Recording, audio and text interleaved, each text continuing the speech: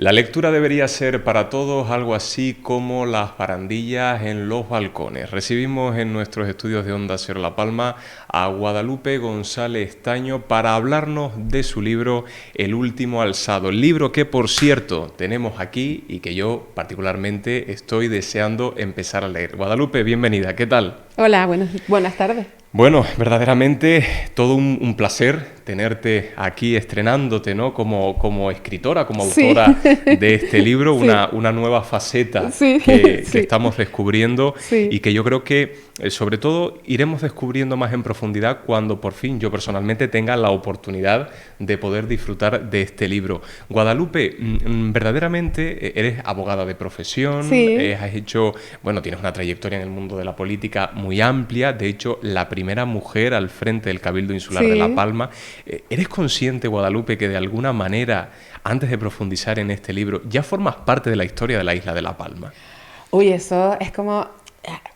bueno, sí, pero a ver, es como muy grande, pero sí, quiero decir, bueno, a ver, yo empecé, cuando yo empecé a romper algunos techos, lo que llaman los techos de cristal, he roto alguno más, quiero decir que, bueno, por ejemplo, cuando dirigía empresas públicas, yo tengo una trayectoria que es a donde he vuelto ahora, una trayectoria técnica en el gobierno de Canarias, que es donde estoy ahora otra vez, he vuelto a mis orígenes, y por ejemplo, cuando dirigía empresas públicas, había 25 empresas públicas y yo era la única mujer, o sea que cuando, por ejemplo, al principio estaba en agricultura, pues iba a reuniones con representantes de sectores agrícolas en los que yo era la única mujer, o sea, quiero decir, desde que empecé a trabajar, he trabajado siempre en sectores o en sitios donde casi siempre estaba sola, ¿no? Que afortunadamente esto ha ido mejorando, pues gracias a que hemos entrado muchas mujeres.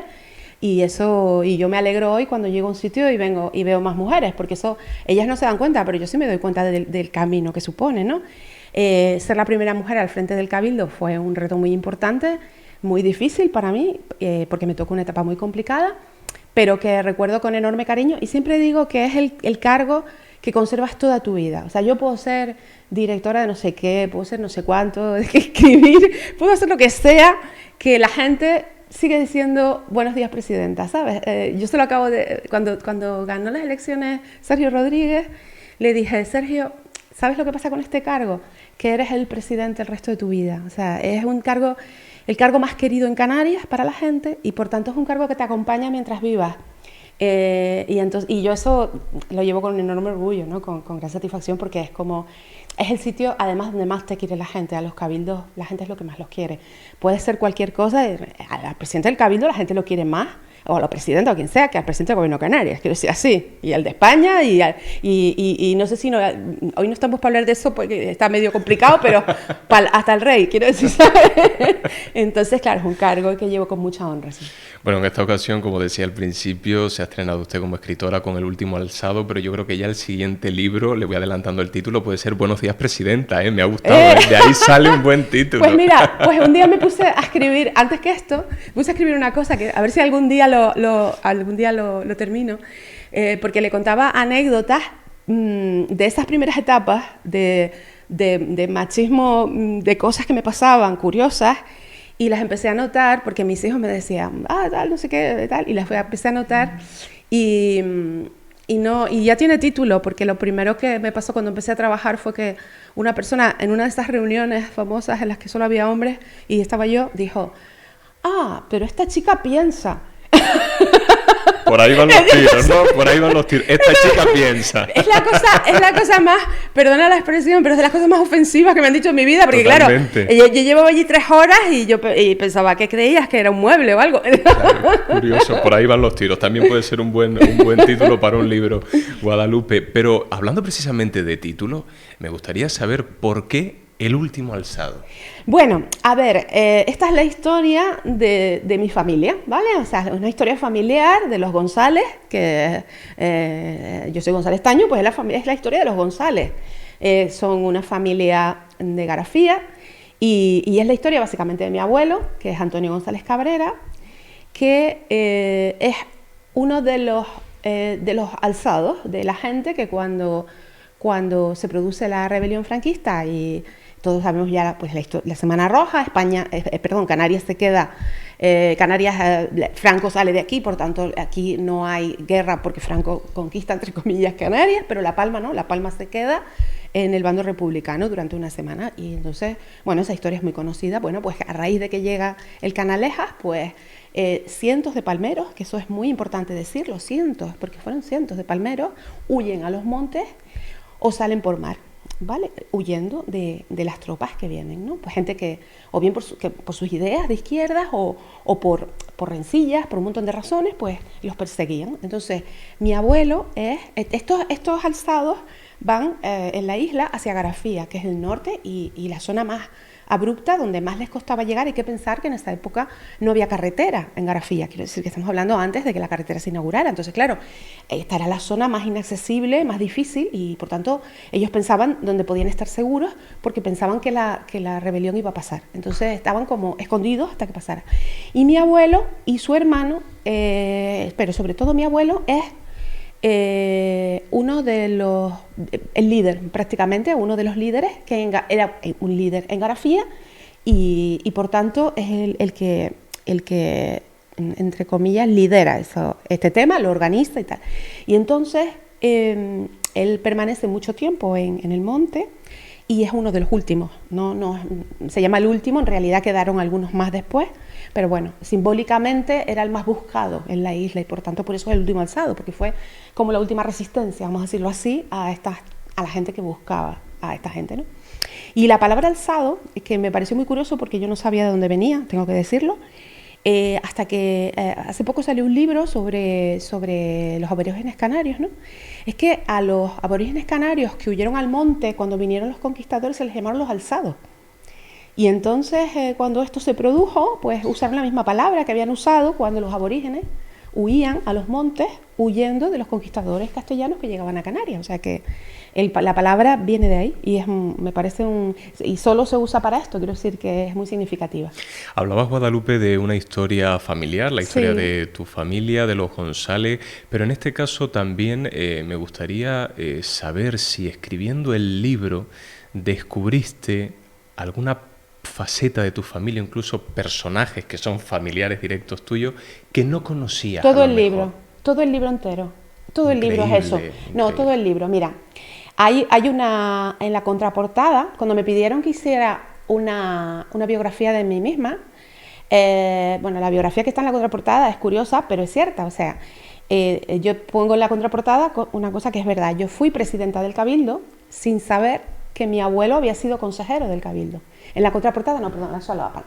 Ah, vale, perfecto. Sí, en la solapa. Me dijeron que pusiera ahí mi biografía. Y entonces, en vez de eso, pues yo conté la verdad de esto. Yo fui presidenta del Cabildo y siendo presidenta, un día preparando un discurso, porque me tocó el centenario de los Cabildos, pido la historia del Cabildo, claro, para leérmela. Y encuentro a mi abuelo en la lista de los consejeros del Cabildo, de principio del Cabildo. O sea, mi abuelo había sido consejero y yo no lo sabía. Después estaba sentada en el Parlamento de Canarias porque fui diputada sin saber que mi abuelo había sido allí sometido a consejo de guerra. Aquí lo pone, lo estoy leyendo. Sí, es que esa es la biografía, ¿no? Y luego en el Congreso de los Diputados, yo fui diputada en el Congreso, sin saber que mi tío abuelo se había presentado a esas elecciones en 1933. No salió elegido, pero se había presentado. Por tanto, yo siempre, por eso empecé diciendo que este libro probablemente era fruto del destino, había que escribirlo, pero prácticamente todo el libro es fruto de años de guardar documentación, de guardar historias que me contaban. Yo tenía algunas historias que me había contado mi abuela, algunas historias que empezó a contar papá ya muy mayor, porque hay que decir que de esto no se podía hablar, entonces papá de esto empezó a hablar muy tarde, a los 70 años. De tema tabú, Guadalupe. Este tema era muy tabú. Entonces, claro, por eso el libro empieza en los años 70, cuando yo era pequeña, porque este descubrimiento, ¿no? de que yo iba a Garafía y quería saber qué pasaba. Siempre fui una niña muy de meterme en todo. Curiosa, una niña curiosa. Sí, yo pongo en el libro que escuchaba tras las puertas directamente. Era muy cotilla. Entonces estaba todo el día escuchando a ver qué pillaba, a ver si pillaba algo, lo otro acá. Y tenía mucho interés desde pequeña en saber esto. Y entonces, a lo largo del tiempo, había mucho escrito, había libros escritos sobre mi abuelo, yo no lo sabía, me los traían, y luego la gente me contaba historias, en Garafía y fuera de Garafía, pues tu abuelo me dio clase, porque era maestro, tu abuelo me dio clase, pues tu abuelo no sé qué, pues tal, ¿no? Y todo eso lo fui guardando, Y bueno, y realmente yo creo que nunca hubiera escrito nada si no es la pandemia, porque me senté un día y dije, bueno, voy a escribir. Era para mi familia, quiero decir, esto era... Por eso cuando la gente me dice, ¿cómo conseguiste escribir un libro? Porque nunca me planteé escribir un libro. O sea, yo me senté y dije, bueno, voy a contar esto que me parece tan interesante, porque es que vas descubriendo cosas muy interesantes y entonces vas diciendo, contra, pero es que, por ejemplo, yo siempre digo que a través de la historia de los González está la historia de La Palma y de una parte de la historia de Canarias, desde principios de siglo hasta los años 40, 50, ¿vale? Porque él se va a ser soldado en el batallón de cazadores en Santa Cruz de La Palma. Entonces está la visita del rey, porque él está en el batallón cuando viene el rey. Estamos hablando de Alfonso XIII, claro, con visita a La Palma, creo. 1906. Correcto. Él está en el batallón de cazadores, por tanto, Santa Cruz de La Palma, cuando bailan por primera vez los enanos en su configuración actual. Entonces se podía contar la bajada, se podía contar la visita de Alfonso XIII, se podía contar... Él Madre está en el mía. Partido Republicano Palmero, por tanto está con Alonso Pérez Díaz. Él es alcalde, él no es alcalde en la etapa republicana, él es alcalde en la etapa de Primo de Rivera, en la dictadura. Cuando es alcalde de Santa Cruz de La Palma, Alonso Pérez Díaz. O sea, eran del mismo partido. Luego ellos evolucionan, el Partido Republicano tiene una serie que se cuenta aquí, pues todas las vicisitudes que van pasando, y él pues ellos acaban, tanto él como su hermano, pues ingresando o haciendo los promotores de las agrupaciones socialistas de la época y tal, y luego siguen evolucionando políticamente de una manera distinta. Su hermano acaba en el Partido Comunista en esa época y él se mantiene, bueno, pues ya él se queda aquí y entonces se mantiene pues en la ideología de izquierdas, y es lo que le lleva a todas las vicisitudes que se cuentan. Pero también digo que es un libro en el que no hay bandos, en el que no hay rencor, en el que no hay... Yo creo que es una historia contada, dolorosa y difícil, pero contada de forma que no hay detrás ninguna cuestión de... Porque aquí hay personajes que simbolizan por ejemplo, la gente de derechas de La Palma, que fíjate que en la Semana Roja no hubo derramamiento de sangre porque la gente de derechas y de izquierdas en la isla se pone de acuerdo y dicen, fíjate, hoy, en los días que hemos estado, lo que pasó aquí en la isla, se reúnen y dicen, oye, vamos a que no haya en La Palma derramamiento de sangre, vamos a ponernos de acuerdo y vamos a controlar a la gente para que esto no se nos desbande, y controlamos, y aquí en La Palma no va a pasar nada. Y por eso se quedan en la legalidad republicana, porque se ponen de acuerdo las derechas, los partidos, la gente de derecha y la gente de izquierda de la isla. Y por tanto, hay personajes, no hay unos buenos y malos, hay evidentemente quien pues hace lo que hace, pero no, ni siquiera están identificados, quiero decir, porque los nombres, yo lo digo al principio, los nombres solo se ponen los nombres de la gente que aparece en documentos oficiales, en el Consejo de Guerra, en documentos así. El resto son nombres inventados, son historias que conozco, pero con nombres ficticios, porque no se trata de identificar a la persona, sino de contar la historia. Ahora entiende usted, por lo tanto, Guadalupe, de dónde le viene esa vena política. Sí, yo la verdad es que, fíjate, me preguntaban, fíjate, yo empecé muy jovencita en política y con 17 años, yo siempre he tenido una inquietud, ¿sabes?, por cambiar las cosas y tal, era una cosa que me gustaba muchísimo. Y siempre me preguntaban, bueno, ¿y hay algún político en tu familia? Y yo siempre decía no, y resulta que no, esos eran todos políticos por ese lado, pero es que luego por el otro lado, los Taños, resulta que mi bisabuelo, esa historia no me cabía aquí. El siguiente libro. No me cabía, pero mi bisabuelo fue alcalde del Paso, pero en la época de Franco, y bueno, yo creo que al final este libro, desde el principio, intenta dejar claro, y por eso al principio dice lo que dice, intenta dejar claro pues que esto era una cuestión de que las ideas tienen que quedarse en el mundo de las ideas y tenemos que respetar las de los demás, y yo creo que, ya digo, estamos en un momento complicado para esto, pero debe ser así, y el libro es un poco un ejemplo de eso. Al igual que el personaje de Antonio González Cabrera, que alzaba la voz, ¿no?, que que creía, ¿no?, en esos sentimientos de rebeldía, de ansias, ¿no?, por cambiar las cosas, sí. exactamente, ¿no?, que veía a su alrededor, ese contexto político, social, económico, sí. incluso que veía. Yo me pregunto si Guadalupe González Taño actualmente también tiene esos sentimientos por cambiar las cosas en el siglo XXI. Siempre. Año 2023. Siempre. Yo creo que si no tienes un espíritu de cambiar las cosas, no puedes estar en política. Quiero decir, para cambiarlas según mejorar la vida de la gente. Y lo que pasa es que hay gente que cree que se mejora de una manera y hay gente que cree que se mejora de otra. Esas son las ideologías, pero solo es eso. Quiero decir, no se puede estar en política por otra razón, ¿sabes?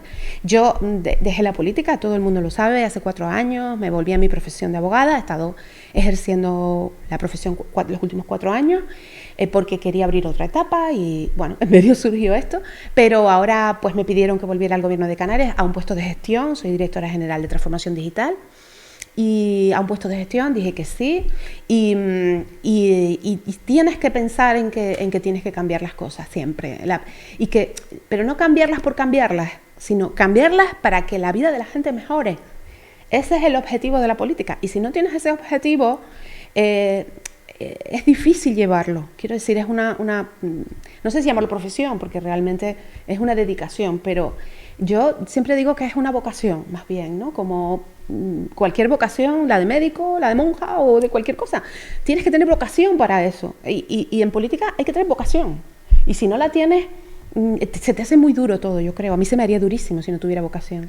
Guadalupe, cuando uno se enamora, por ejemplo, de una persona o de un libro, es porque precisamente se van compartiendo historias, se van viviendo experiencias, ¿no?, que es lo que puede pasar perfectamente con El último alzado. Uno se va adentrando en esta historia y te puede ir atrapando o no. Todo es cuestión también del gusto de la persona y de cómo estés enfocado, incluso hasta el nivel de receptividad que puedas tener en ese momento, porque yo siempre he dicho que no todos a lo mejor usted discrepa conmigo, pero no todos los momentos son idóneos para leer un libro. No, sí, es verdad, sí, es así. De hecho, a mí me pasa que yo, por ejemplo, leo un libro súper profundo, y me pasa con las series también. También, correcto. Si yo leo un libro súper profundo que me meto ahí en una historia súper no sé qué, o veo una serie en la que tengo que meterme muchísimo, la siguiente tiene que ser una cosa como de risa, ¿sabes? Como de risa, exactamente. Pues lo que yo le quería porque decir... el esfuerzo mental que haces, yo creo correcto, que es tan grande que yo por lo menos no soy capaz de después volverlo a hacer. Entonces en medio como que voy alternando. Si leo una cosita más ligera, vamos a decirlo así, después leo una cosa como más profunda, después una más ligera. Sí. Pues al margen de lo que estábamos comentando, que a colación de esto también lo que yo le quería decir es que al principio, cuando uno se enamora, antes de disfrutar de esa historia, de esas vivencias, de esa experiencia que uno puede compartir, nos entran las cosas por los ojos. Y a mí, personalmente, este libro, ya de entrada, me llama mucho la atención su portada. O sea, voy a enfocar a la cámara para poder enseñárselo a nuestros seguidores. Bueno, hay que darle las gracias a un ilustrador palmero y garafiano, además. Yo creo que ha sido maravilloso encontrar a alguien como Elías Taño, que claro, lo tenía todo. O sea, es de Garafía, de la Tricia. Bueno, se apellida Taño, pero no somos parientes lejanos, pero bueno, es de la rama de los Taño de Garafía. Elías ha hecho su carrera profesional básicamente en Valencia y por tanto es muy poco conocido aquí en La Palma. Tiene un cómic que se lo recomiendo a todo el mundo que se llama Garafía, precisamente hablando de la historia de sus abuelos que emigraron de Garafía y tal, y de la emigración. Me parece también una historia preciosa, muy dura, pero muy bonita. Y pues estaba, claro, pues es que, bueno, pues coincidí, lo vi. Tiene además una forma de ilustrar súper rompedora. Hay que decir que en Valencia tiene, si quieren seguirlo o buscarlo en redes, en Valencia tiene murales espectaculares en Valencia.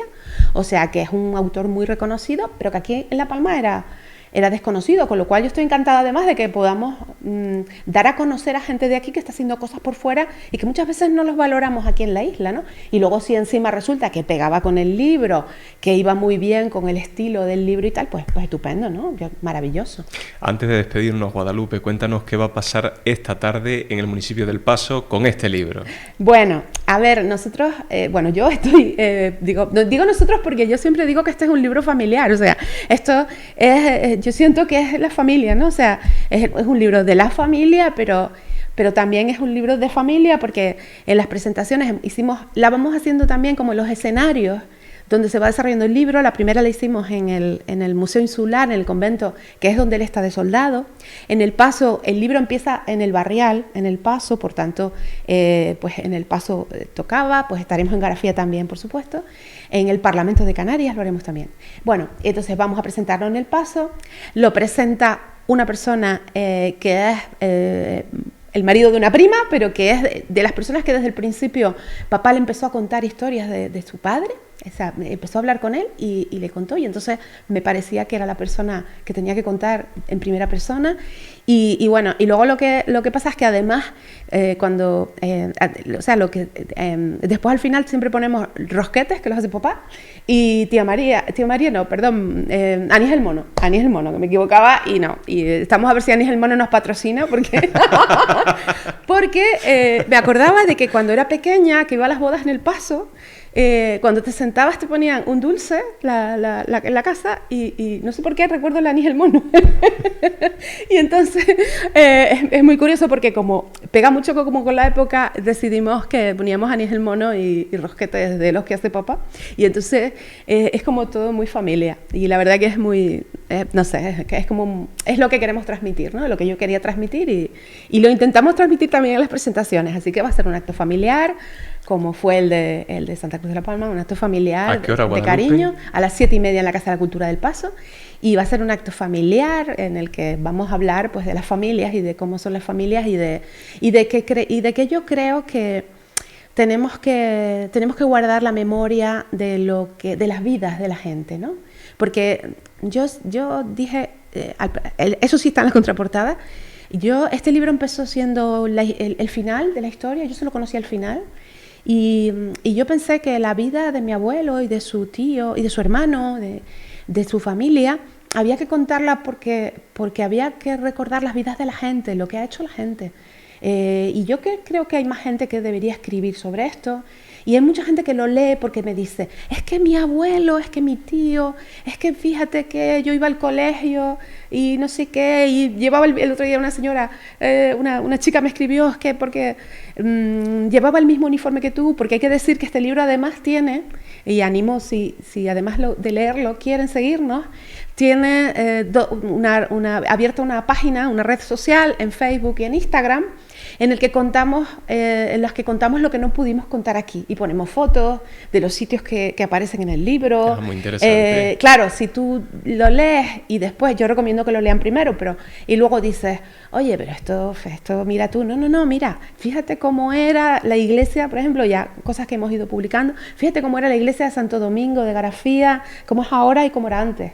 O fíjate, que aparece al principio del libro, o fíjate, y entonces yo empiezo en el colegio, entonces colgué una foto mía en el colegio, como mi uniforme y tal, y una chica me escribe, ay, yo me acuerdo que yo llevaba ese mismo uniforme y tal. Entonces, al final hay muchas historias que contar, y yo creo que deben ser contadas, porque al final esto es lo que queda, la memoria de las personas, ¿no? Es como el que lee el libro y luego ve la película, en este caso leer el libro y ver la fotografía, sí, ¿no? Que es muy enriquecedor. Sí, a mí me parece interesante porque además hay muchos datos muy desconocidos sobre toda la historia. Por ejemplo, una de las cosas que colgué al principio fue una historia que a mí me sorprendió mucho. Mi abuela, cuando yo era pequeña, me decía, es que cuando iba a Garafía era... Imagínate que la carretera de tierra todavía, ¿no? Entonces, imagínate lo que era la carretera de tierra, una cosa que yo la cuento, ¿no? Como era.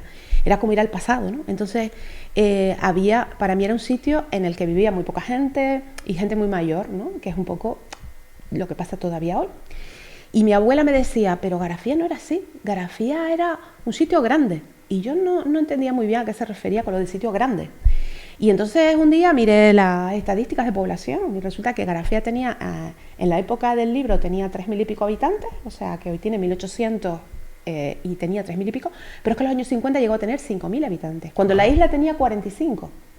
Entonces cuando tú llegas a Garafía y sabes eso, la miras con otros ojos porque ves las casas, ves y piensas, ves la iglesia es enorme. Cuando tú llegas a un sitio y ves una iglesia tan grande, tú dices, aquí tiene que vivir más gente.